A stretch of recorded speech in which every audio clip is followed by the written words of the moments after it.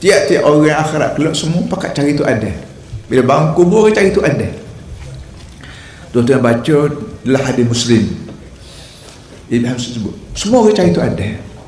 Jumpa tu ada yang aku cucumu. Cina baik, Melayu baik, India baik, Jawa baik. Jumpa tu ada. Tu ada kata, aku nak tolong menggunakan aku kena hamak daripada surga. Aku sendiri deraka ke Tuhan. Wa asa Adam rabbahu fawawa.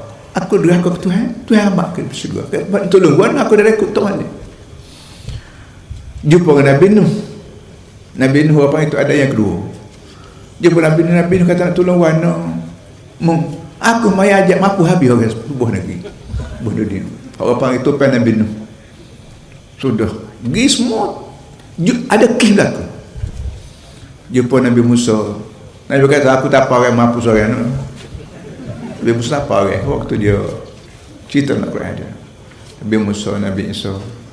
Akhirnya jumpa Nabi Muhammad SAW. Nabi Muhammad kata, ana dah aku orang yang bertanggungjawab syafaat pada semua.